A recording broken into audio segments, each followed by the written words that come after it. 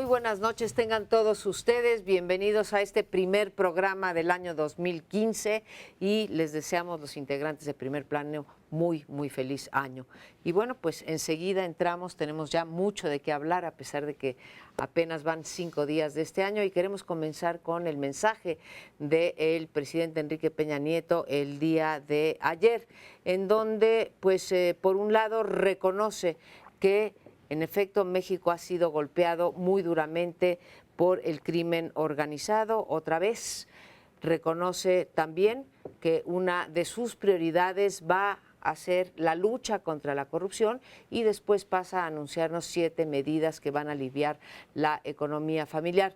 El primer punto que he de hacer notar, ahora entro a las 7 medidas, es que a pesar de decir que su prioridad va a ser la corrupción, no hay ninguna medida en ese sentido. No hay una promesa, por ejemplo, de cabildear, de empujar, como empujó sus reformas estructurales con mucho éxito durante sus primeros 2 años de gobierno, empujar todo esto que hemos venido llamando el sistema anticorrupción. No hay tampoco ninguna medida, lo dijimos en los últimos programas del año pasado, en el sentido pues de dar una respuesta medianamente satisfactoria a todas estas cuestiones como la Casa Blanca, como la casa también del secretario de Hacienda o el tren de México-Querétaro. Entonces, pues es únicamente una declaración. Y finalmente las 7 medidas para aliviar la economía familiar, que no es que creo que nadie en esta mesa estaría en desacuerdo con ellas, pero finalmente son medidas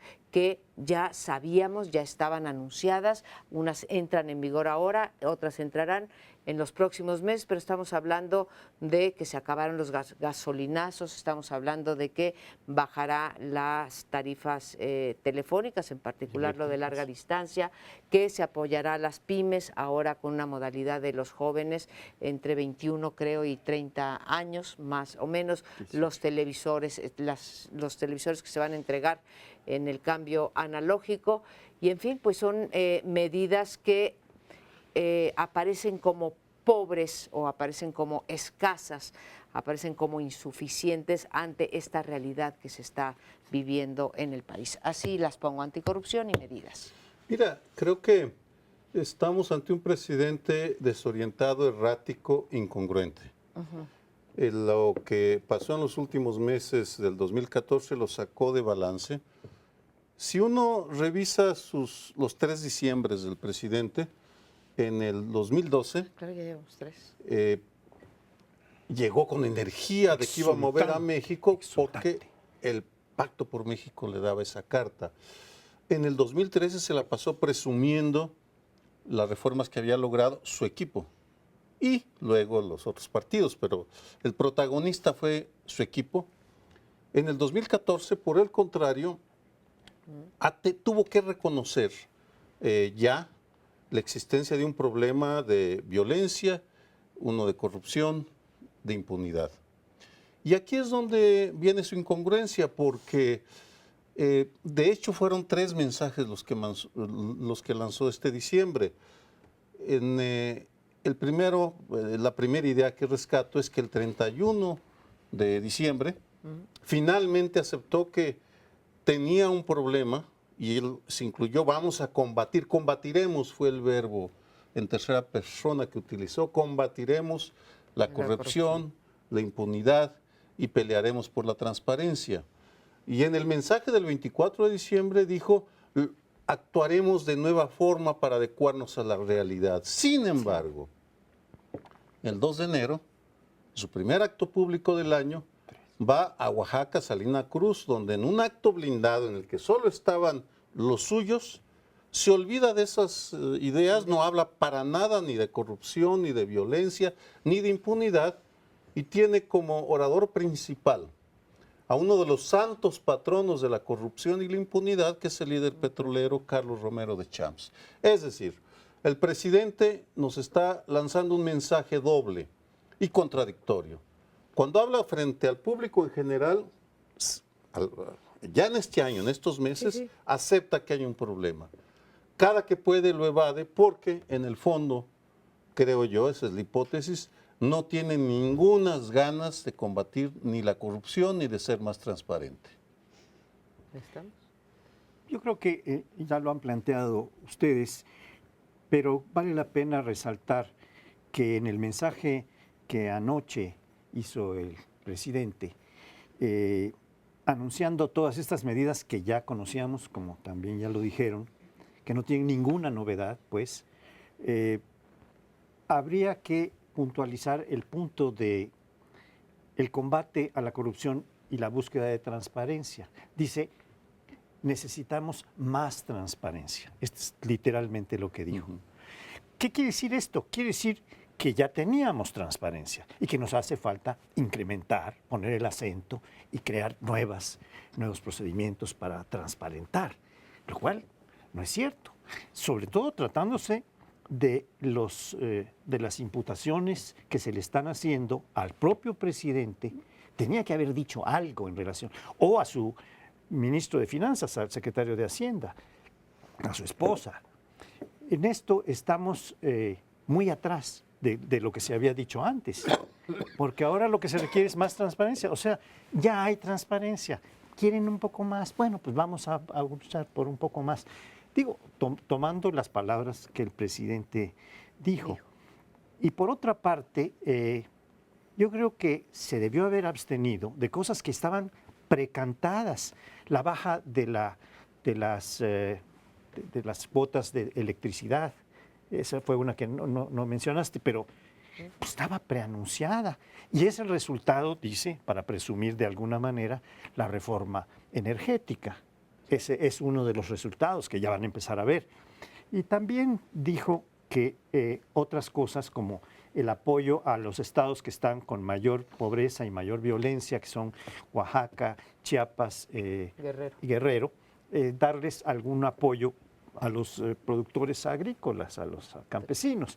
Y esto, pues, ya estaba dicho desde antes. El 27 de noviembre lo anunció. ¿Para qué lo repite? Sin ningún sentido. Creo yo que esta es la frustración en la que estamos. Yo creo que el tema que se ha ido configurando en estos últimos meses como fundamental es el combate a la corrupción y a la impunidad. Siempre ha estado ese problema ahí, por supuesto. Lo de la transparencia hemos avanzado, se puede avanzar más, pero no se ha traducido en rendición de cuentas. Eso ya lo sabemos, ¿no? Más transparencia, nos enteramos, la Casa Blanca, las licitaciones mal hechas, lo de Luis Videgaray ahora. Sí, pero eso no se traduce en una consecuencia política, administrativa, legal en su caso. Entonces, como que la demanda se está centrando en el combate a la corrupción. Hace 20 o 25 años se centró en la elección, en la cuestión electoral, porque era importante, desde luego, porque es un elemento, es un mecanismo importante de la democracia. Pero creo que coincido yo con quienes dicen que esperamos más del voto libre en sí mismo, como que automáticamente iba a echar a andar todo el engranaje democrático. No fue así, simplemente en algunos aspectos vimos efectos, la alternancia, más pluralismo, un poco más de contrapesos, pero no combate a la corrupción ni la impunidad. Pues ahí se está centrando la demanda ciudadana y no vemos que la clase política reaccione realmente. Digo, hay ahorita una iniciativa de un sistema nacional anticorrupción, que en principio está bien planteado, pero a ver hasta dónde de veras va a llegar. El PRI está como obstaculizando, está poniéndole trabas a esas iniciativas, también la de transparencia. Pero creo que esa es la demanda actualmente de la ciudadanía y creo que esa es la queja fundamental, es decir, se tienen que tomar medidas ya, en serio, para combatir eficazmente la corrupción, para que termine la impunidad, porque de lo contrario, cualquier otra cosa que hagamos en materia económica, social, política, cambios legales, todo lo que se quiera, se desvirtúa. Entonces, no vemos una respuesta contundente y clara de parte de la clase política. Y en parte quizá de ahí viene el enojo y la inconformidad, entre muchas otras cosas, de la ciudadanía actualmente. Es decir, ustedes hacen lo que quieren, se sirven con la cuchara grande, hacen moches, hacen triangulaciones, hacen tráfico de influencias y nosotros estamos impotentes ante ello. Entonces yo creo que si en la medida en que la demanda ahora se centre y se mantenga el combate a la corrupción, quizá podamos lograr algo, quizá podamos presionar a la clase política para que de veras se tomen medidas en ese en esa dirección.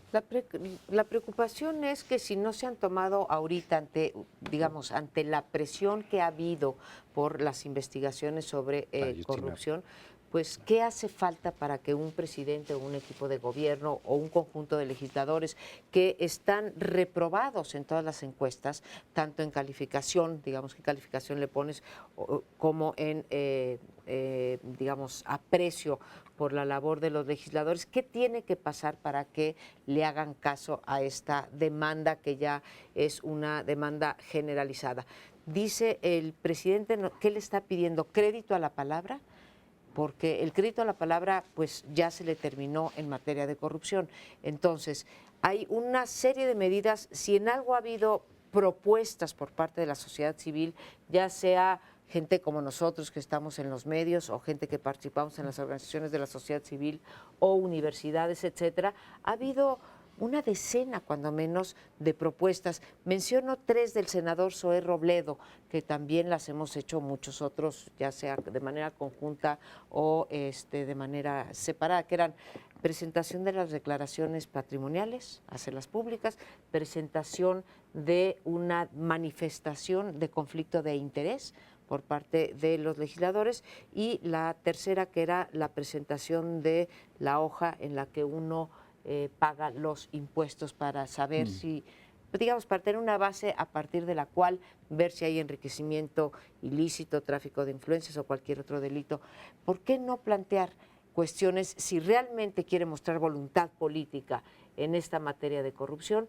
Ahí hay 3 para comenzar y muchas otras que se han planteado. Hay otras, sí, muchas otras. Mira, hay 2 cosas que creo que vale la pena puntualizar, que son las 2 iniciativas que han surgido para entidades distintas anticorrupción. La del PAN, que se llama Anticorrupción, que tiene entre sus propuestas fundamentales incrementar las funciones y las facultades de la Auditoría Superior de la Federación, que fue bloqueada por la del PRI, que en realidad lanzó otra entidad, un consejo, que está integrado, entre otras cosas, por el presidente mismo y por los gobernadores de los estados, lo cual pues la hace nugatoria. Fue la manera que encontraron para no aprobar la del PAN, que venía un poco más aceptable. Pero en todo caso, esta es la puntualización que yo creo que vale la pena hacer. Unas gotitas de escepticismo. Yo ¿Por creo qué? que de sangre. No, de sangre no, Más, ¿no? jamás. Tú hablabas elogiosamente de Zoé Robledo, Francisco José de la iniciativa del PAN. Perdónenme, en el tema de corrupción, la renuencia del presidente de la República se acompaña por la renuencia de todos los partidos políticos que hablan como el presidente, dicen, pero a la hora no hacen absolutamente nada. Y menciono 2 casos muy recientes y muy concretos que los tocan a ambos. PRD, Jesús Valencia, el delegado de Iztapalapa, que pertenece a la corriente ADN que dirige el senador Héctor Bautista, uno de los grandes líderes de la PRD, de la mexiquense. Bueno, se la ha pasado diciendo incongruencias, inconsistencias sobre un conflicto de interés de la misma gravedad, no del mismo monto, pero la misma gravedad que tuvieron el presidente, la primera dama y Videgaray con el constructor AIGA. No pasó nada. Segundo, el caso del PAN. Se han convertido en los acólitos del moche, sin que tomen medidas concretas. Vamos, ¿cuántos escándalos más quieren en el PAN para que primero limpien su casa y luego vengan a darnos lecciones? Porque siguen con la misma santurronería. Antes era la santurronería del que se cree superior éticamente. Ahora la santurronería del que presenta iniciativas de ley que luego torpedea cada que puede. Lo siento, soy profundamente escéptico del compromiso contra la corrupción de todos los partidos que actualmente tienen la capacidad, tienen gobierno. Y por eso, mientras no hay una presión fuerte, sistemática de parte de la sociedad civil, los partidos le van a estar eludiendo ese tema. ¿Cómo hacer la protesta? De muchas maneras, desde luego, pero mientras no haya realmente una presión fuerte de la sociedad civil, los partidos no van a hacer nada, porque no les conviene. Absolutamente cierto, nos unimos, me uno a Sergio Aguayo, son todos los partidos, todos los que ejercen el gobierno o alguna función de autoridad. Nos vamos al próximo bloque Quédese con nosotros. Mañana martes se reunirán dos presidentes, el de Estados Unidos, Barack Obama, el de México, Enrique Peña Nieto. Y hay mucho que, por supuesto, opinar sobre ese encuentro. No sabemos de qué hablarán en privado, qué nos dirán, pero le cayó a la reunión el tema de derechos humanos. Y lo plantea con mucha claridad Human Rights Watch en una carta que dirige a Barack Obama, que en esencia le dice: señor presidente de Estados Unidos, el gobierno de Enrique Peña Nieto, ni el de Enrique Peña Nieto, ni el de Calderón, tuvieron o tienen un compromiso real con los derechos humanos. Y en México hay casos gravísimos, y menciona dos, Tlatlaya y Ayotzinapa, frente a los cuales no hacen realmente nada, no consignan a nadie, pasan, es un patrón. Esa es la primera idea. La segunda refleja un hecho fundamental. Le dice, y su gobierno, señor presidente Obama, tampoco hace nada, porque están certificando al gobierno de México de que cumple con los derechos humanos para seguirle dando fondos de la Iniciativa Mérida, cuando no es el caso. Pero lo que sucede, y espero que cambie, es que desde que en 1927 el embajador Dwight Monroe y el presidente Plutarco Elías Calles acordaron, se entendieron para no criticarse mutuamente, Washington y México, los dos gobiernos, han negado las violaciones a los derechos humanos. Y eso empezó cuando en noviembre fusilan al padre jesuita Agustín. Ellacuría. Se llamaba Juan Ignacio Ellacuría. No, ese es el salvadoreño. Sí. No, Miguel Agustín Pro. Aquí. Sí, aquí. Miguel Agustín Pro, en 1927. Lo fusila el gobierno de Plutarco Elías Calles. El patrón es el mismo, la negación de lo que pasa. Bueno, en efecto, creo que los dos temas principales en la reunión de Obama y Peña Nieto van a ser, por un lado, la cuestión migratoria y por otro, la de derechos humanos. Y hace referencia a la carta de Human Rights Watch, que creo que tienen toda la razón, y hay buena parte de simulación. Cuando vemos en la parte pública de la relación, se sabe que Obama va a ofrecer sus buenos oficios o sus buenas apoyos para ir aclarando, para que se aclare lo de Ayotzinapa. Lo cierto es que tampoco se habla de la violación de los derechos humanos en los Estados Unidos, que es otro tema y un tema muy importante porque es uno de los países en donde se violan los derechos con gran impunidad y pues no son noticia como son los de los países en desarrollo, creo. Sergio, tú eres especialista en este tema, a lo cual no le quita ninguna importancia a lo de México, no porque allá violen los derechos humanos tiene menos importancia lo de Ayotzinapa, lo de Tlatlaya, que son dos cuestiones graves que no podemos permitir que caigan en el olvido, ¿no? En eso estoy absolutamente de acuerdo. Pero ¿cómo llegan los dos presidentes a esta reunión? Viene Obama de una derrota electoral muy importante, una derrota electoral que no se había visto traducida en una distribución del poder político tan favorable a los republicanos desde hace más de 40 años. Pero llega, curiosamente, un presidente fortalecido, que es Obama, porque a diferencia de lo que decíamos en el bloque anterior, lo que tuvieron los norteamericanos con Obama después de la derrota electoral fueron acciones, dos acciones de gran impacto, que fue por un lado una que importa mucho a México, que es la cuestión migratoria, ¿sí? Toda esta, digamos, este beneficio que se va a dar a 3,5 millones de mexicanos, a 4,5 millones de migrantes, y por otro lado el restablecimiento parcial, o como quieran, de las relaciones con Cuba, ¿no? Entonces, y Peña Nieto pues llega en un momento de gran debilidad. No, yo lo que veo ahí de todas maneras es que efectivamente la imagen de México está peor que nunca a nivel internacional, obviamente en Estados Unidos, después de 2 años que había estado muy bien. Suele ocurrir, se dijo mucho, con Salinas de Gortari, con las reformas que llegó planteando, con el liderazgo que empezó ejerciendo, también la imagen internacional de Salinas era muy buena, después terminó muy mal. Sí, y se había hecho esa comparación, muchos dijeron, pues ahorita Peña Nieto está en el pináculo, digamos, de su imagen. nacional en alguna medida, con alguna parte de la sociedad, pero internacional no se diga. El Salvador de México incluso lo ya llegaron a llamar, creo que en el TAI. Y con lo que ha ocurrido en los últimos meses se vino totalmente hacia abajo, 180 grados de diferencia. Ahorita va entonces Peña Nieto en una condición en que la imagen de México es bastante mala, donde se sabe que hay mucha preocupación también para los norteamericanos de lo que está ocurriendo aquí.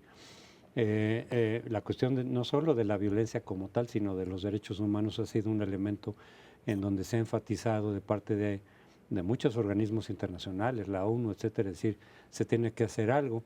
Ha habido ofrecimiento incluso de ayuda más directa, que nos recuerda mucho a lo que ocurría en Colombia, donde Estados Unidos dicen, miren, si ustedes de plano les queda corto, nosotros tenemos tecnología, tenemos agentes especializados, lo cual me imagino que generaría una ola de nacionalismo en México, de rechazo y cosas por el estilo, pero sí ese es el punto fundamental en el que me imagino que se va a insistir en decir, algo tiene que hacer para detener la violencia. Nos afecta de muchas maneras en Estados Unidos, pero de todas maneras no podemos ser complacientes ante eso que está ocurriendo y pues si quieren ayuda se las podemos dar. Quién sabe qué tan eficaz sería, porque al final de cuentas la violencia está totalmente desbordada, pero creo que por ahí puede venir un planteamiento de Estados Unidos de decir, si ustedes quieren ayuda, sí les podemos ayudar de manera significativa porque tenemos la tecnología.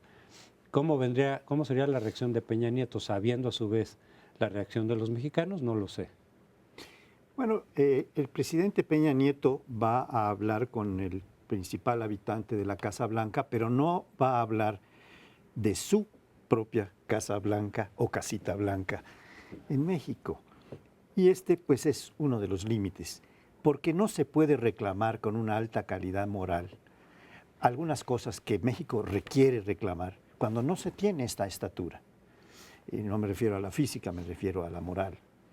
Y estamos en presencia de una política migratoria en la que hay grandes expectativas con este programa que ha propuesto el presidente Obama, dentro del cual está el incrementar el número de deportaciones, que ha sido el más alto que presidente alguno de Estados Unidos ha hecho con mexicanos y centroamericanos. Y hay una correspondencia de la política de expulsión de gente de México y de Centroamérica, porque México está devolviendo a Centroamérica en el mayor número, en el más alto número de deportaciones de centroamericanos que no alcanzan a llegar a Estados Unidos y los devuelve el gobierno de México en un acuerdo clarísimo, porque a donde quieren ir los centroamericanos es a Estados Unidos.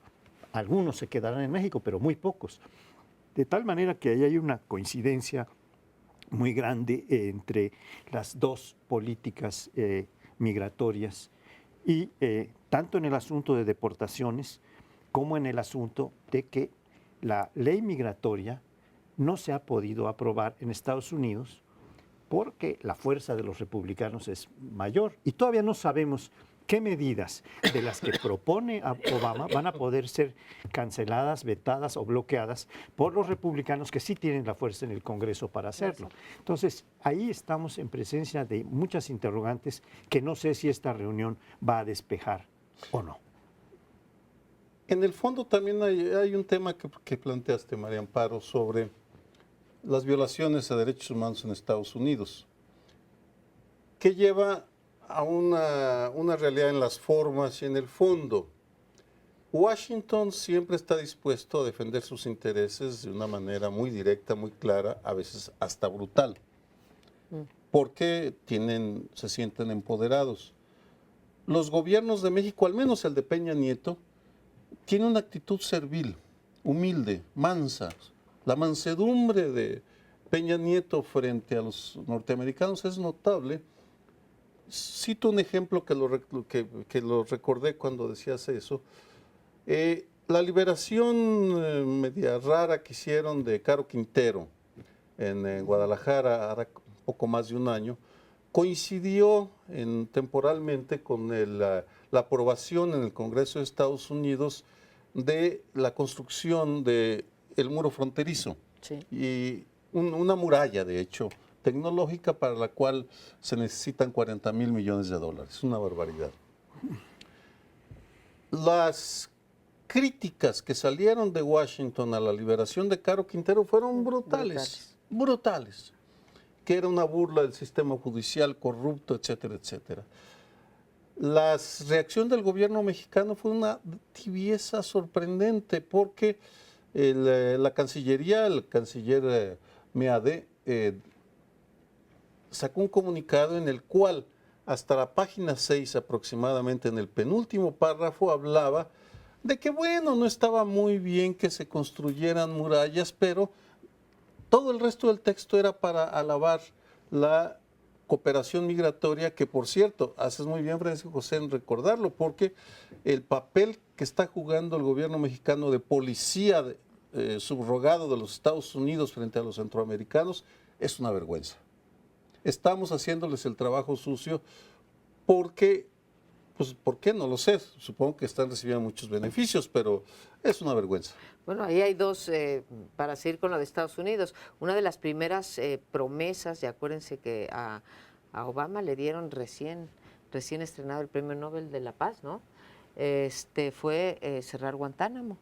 Y ahí seguimos con Guantánamo, que tiene que ver con los derechos humanos, ¿no? Las torturas que suponemos ocurren allá.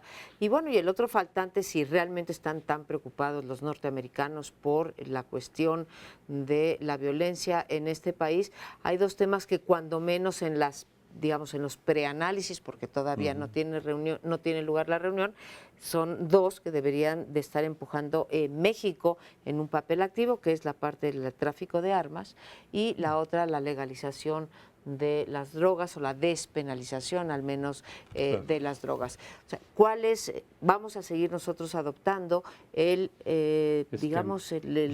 esquema punitivo que ha fracasado, que fue impuesto por los Estados Unidos y adoptado mundialmente, y simplemente no se tocará el tema de la despenalización. Lo cual es un déficit de nuestro propio gobierno, porque si en Estados Unidos ya se está avanzando de manera muy clara y significativa en la despenalización, desde luego nada más de la marihuana, pero bueno, suficiente, nosotros estamos a la saga, porque ya hay otros gobiernos en América Latina que están en ese tema, algunos ya avanzaron como Uruguay incluso en la despenalización, pero casi seguro que en todo ese debate y en esos avances legales que se están dando en Estados Unidos y el resto del hemisferio, como que México nos estamos poniendo a la saga, vamos a ser los últimos que despenalicen la marihuana, cuando tendríamos que ser de los más interesados en empujar el tema, pero estamos aterrados ante la posibilidad de ponerle cara a Estados Unidos y decir, ¿saben qué? Si ustedes ya van por otra dirección, nosotros vamos a cambiar nuestra estrategia también.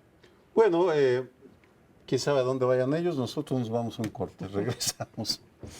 Ahora que es expresidente.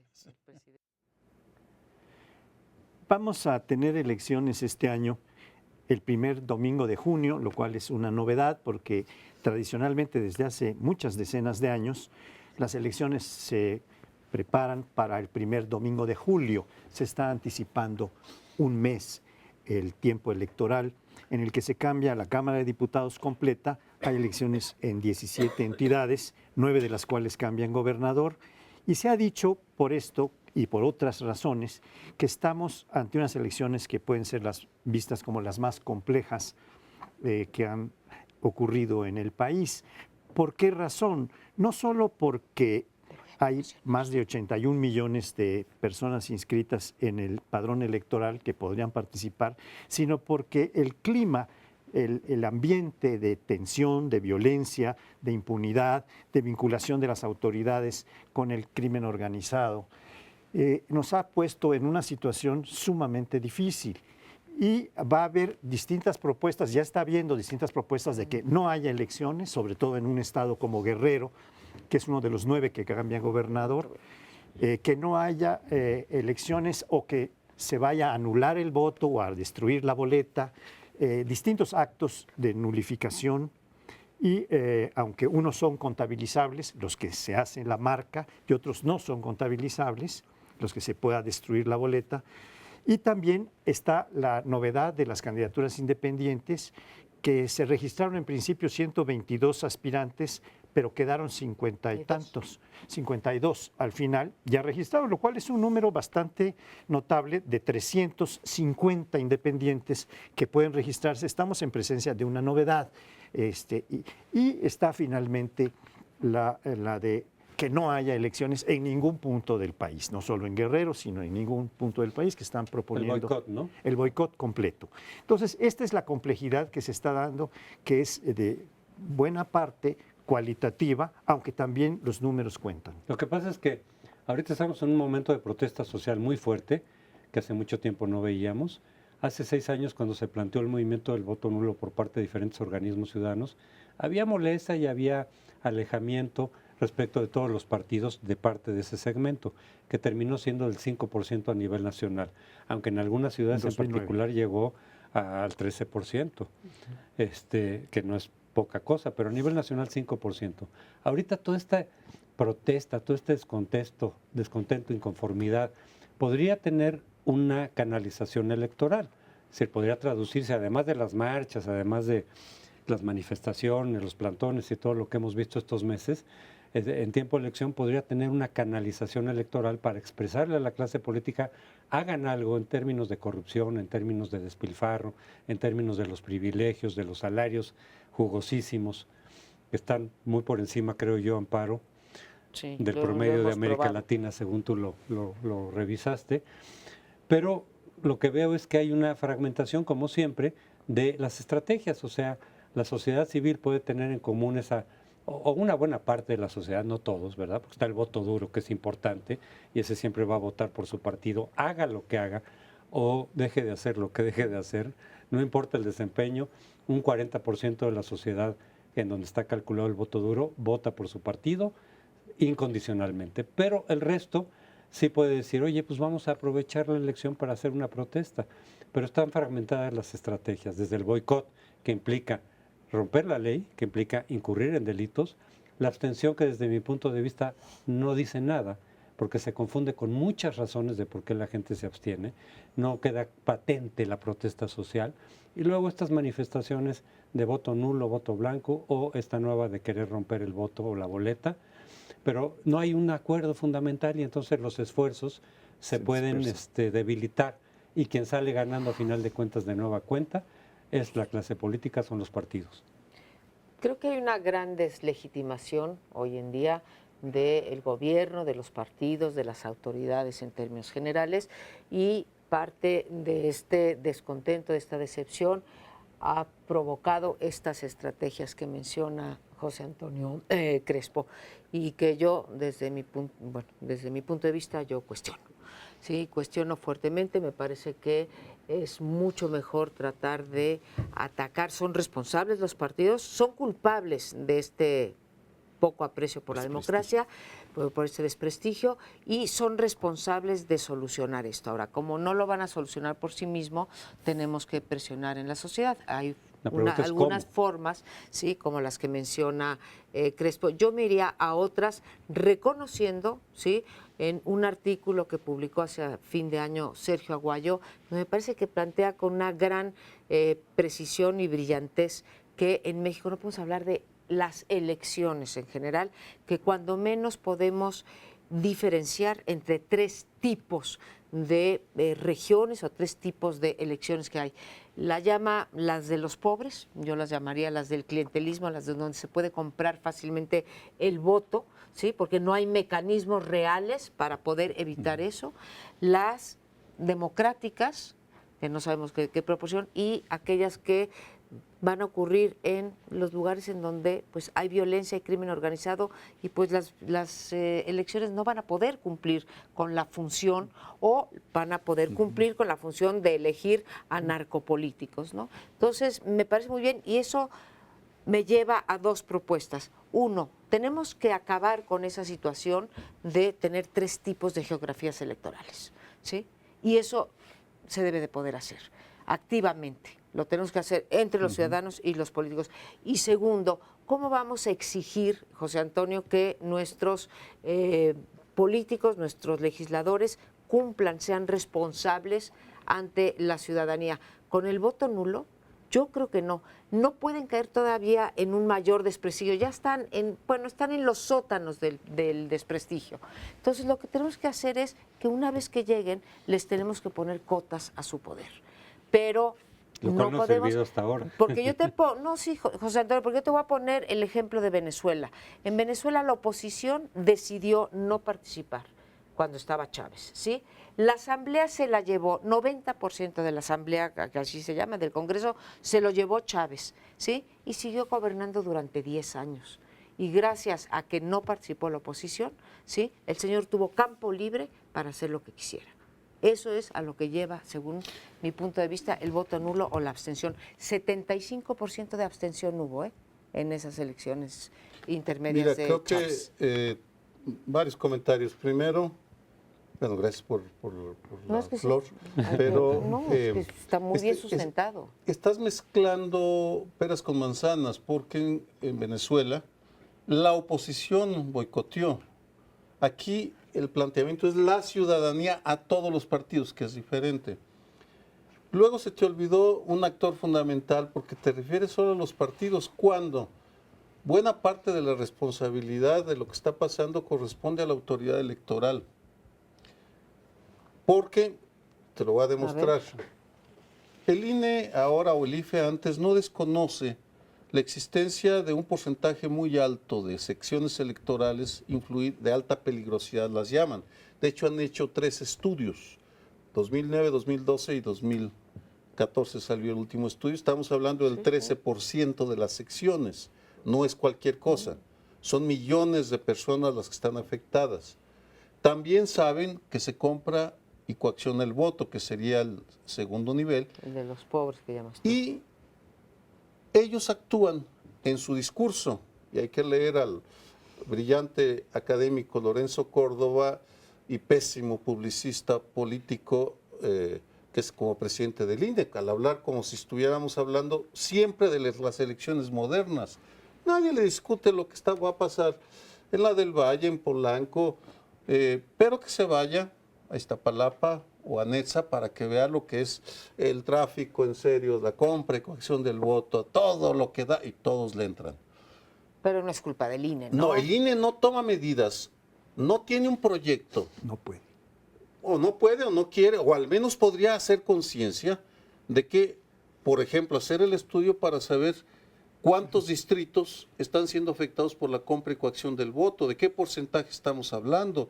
Son estudios parciales los que salen de organismos civiles que, por supuesto, no tienen el peso de una investigación nacional, de una encuesta que diga el porcentaje de aquellos cuyo voto ha intentado ser comprado. Es decir, salvo contadas excepciones, el INDE, el Instituto Nacional Electoral y sus súbditos viven en Disneylandia, en el mundo del reinado maravilloso de las elecciones, en el cual, perdóname, yo ya no creo. Para mí es el momento de una protesta clara y masiva contra el sistema electoral y los partidos.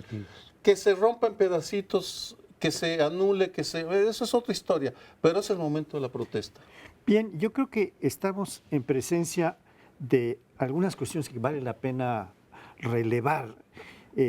La situación que viven algunos estados donde va a haber elecciones y donde va a haber elecciones de gobernador, como son Guerrero y Michoacán, son especialmente difíciles y complejas.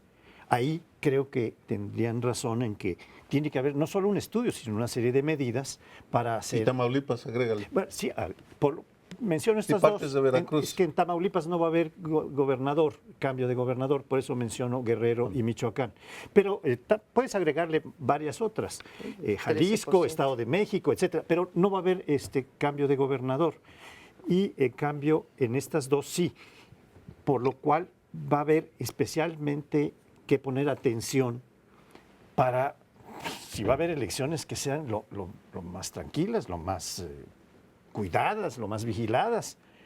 Y esta es una cuestión muy clara en estas elecciones. La complejidad no es solo una complejidad, es la peligrosidad en la que se van a desarrollar estos procesos electorales, ¿no? Yo estaría de acuerdo, se nos acaba el tiempo, pero protesta sí, pero boicot a las elecciones, no, tratemos de cambiar. Tú has sido un militante de esto, Sergio, de cambiar el sistema electoral, ¿sí?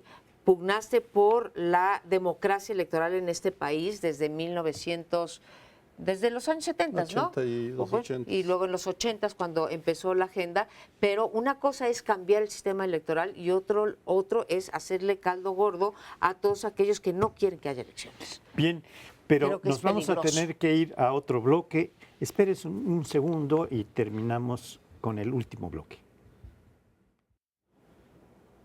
Bueno, ya empiezan las molestias respecto de las decisiones que se toman en torno a las elecciones. Una primera, de muchas que seguramente habrá, fue una del Tribunal Electoral exonerando al Partido Verde, porque el Verde sistemáticamente aprovecha esa parte de la ley que permite presentar informes a los diputados y a diferentes funcionarios. Y el Verde lo aprovecha para hacer propaganda electoral, rompiendo el espíritu de la ley, violando la ley propiamente, porque una cosa es que presentes un informe de actividades como diputado, como senador, y otra es que sistemáticamente todos manden un mensaje electoral fuera de tiempos electorales.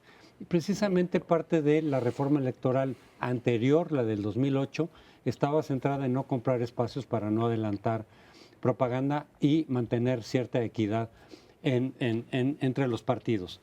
Bueno, se reconoció que habían infringido la ley los del Partido Verde y sin embargo no hubo castigo alguno más que simplemente un llamado, una amonestación pública. Entonces aquí la pregunta es, ¿de qué sirve que haya una ley si cuando se infringe esta no hay sanción? Porque al no haber una sanción, lo que se hace es estimular a que continúen violando, por lo menos en ese aspecto, la ley. Entonces, si el tribunal no va a aplicar sanciones que debió de haber aplicado en este caso al Partido Verde, pues es un estímulo a todos los partidos para que violen la ley. Al fin de cuentas, pues hay una gran complacencia, el costo es mínimo, hay impunidad para efectos prácticos. Entonces, ¿para qué tanto ley, tantas reglas, candados, todo este sistema tan intricado, tan difícil, si cuando se viola la ley no va a haber castigo? No, sí, tú, por favor. Déjame. Por favor. Sí, porque me vas a echar, órale. No te voy a echar nada. Vas. Simplemente el Verde es el partido más vomitivo de los que existen, porque es propiedad de una familia y porque ya han agarrado al niño verde pidiendo mordidas de 2 millones de Cancún. dólares, grabado además, es que no ¿Cuánto nos va a filmado. tocar? Vamos, son no voy a decir una barbaridad Truanes. pero Para no ofender a los bárbaros. pero me parece que es un ejemplo de lo que no debería ser la democracia. Y sin embargo, ahí están las instituciones, el Tribunal Electoral, el Instituto Nacional Electoral, que se le pasan solapando deshonestidades e inmoralidades como estas. ¿Por qué? Doy una explicación a lo del Verde. El Verde es el instrumento de las televisoras para crear las telebancadas. Ha sido el principal, te lo demuestro con uno de cifras. ellos, No, pero- no. En estos momentos ya, el instrumento principal de 16 que tienen, 11 llegaron por el Verde ahora. Es el principal. Sí, pero es Sustancialmente. es el sustancial. Sí. Por tanto, dado que sobre todo Televisa está marcando una raya con Enrique Peña Nieto, Televisa infla al Verde pasándole millones de spots durante los últimos meses, que es lo que lleva a la queja, que luego es ignorada. ¿Por qué? Porque ya se están preparando las televisoras para Arremeter. llevar a su telebancada, renovar su telebancada en la Cámara de Diputados a través del Verde, sabiendo que ni el Instituto Nacional Electoral ni el Tribunal Electoral se van a meter con el Verde porque es el cachorro de Televisa y de TV Azteca. Por tanto, ahora sí voy a la crítica. Aquí hay dos actitudes frente a las elecciones. Quienes creen en Santa Claus, Superman, el Instituto Nacional Electoral, Y la los Mujer partidos Maravilla. políticos y el Batman. Partido Verde, y que creen que votando por alguno de ellos va a renovarse la mugre que estamos viendo, o quienes creemos que es un momento para protestar. Yo sí pienso ir a votar. Por vía Al electoral. día de hoy, no sé si lo voy a anular o voy a hacer pedacitos mi voto. y repartirlo en diferentes urnas, no lo sé. Pero es un voto de protesta. Pero es un voto de protesta. Yo sí pienso usar todos. mi voto para protestar porque me parece inaceptable la deshonestidad y el cinismo en el que están cayendo, porque lo del verde ya es el cinismo llevado al extremo. ¿Para qué luego nos vengan a hablar de democracia? Por favor. A ver, yo creo en la protesta y también voy a protestar y protesto todos los lunes aquí, como les consta a ustedes y le consta al auditorio, y tenemos el privilegio, los que estamos aquí sentados, de contar con periódicos, con la televisión, la radio, etcétera, para manifestar nuestros puntos de vista, y además participamos en organizaciones de la sociedad civil en donde hemos hecho cosas para que cambie este país, así que seguiré protestando. Simplemente no estoy de acuerdo con que sea efectivo protestar a través de la abstención, el voto nulo, el boicot, que no están ustedes de acuerdo con el boicot, digamos, cayendo en el delito electoral. ¿Por qué? Porque sí creo que la única manera que podemos cambiar este país es a través de la participación ciudadana, incluida el voto, incluida la exigencia de rendición de cuentas a nuestros gobernantes. Por supuesto, Sergio, que estoy en un brete, o sea, yo no quiero votar por ningún partido, me parecen todos que han ejercido el poder de la misma manera, esto es, de manera corrupta. Lo único que han hecho es taparse los unos a los otros en sus corruptelas. Lo he dicho y lo sostengo aquí públicamente. Me parece, sin embargo, que como no hemos inventado ningún otro mecanismo mejor para acceder al poder y distribuir el poder, lo mejor es elevar el listón de exigencia a las autoridades que tengamos que tener. Dicho esto, voy al verde. En efecto, yo estoy más que protestar contra el verde, protesto contra las autoridades judiciales que en su sentencia o en su resolución dicen, en efecto, sí, en efecto, violaron la ley, en efecto, introdujeron inequidad y, sin embargo, un regaño en la plaza pública. Eso es invitar a que se sigan violando. ¿Para qué nos ponen los partidos la nulidad presidencial? ¿Sí?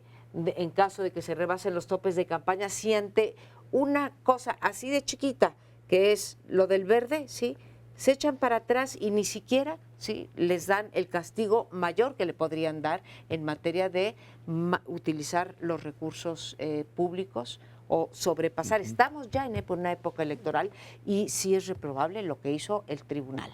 Ahora, no vamos a hacer una descalificación generalizada y yo no descalificaría al Instituto Nacional Electoral de esa manera tan generalizada.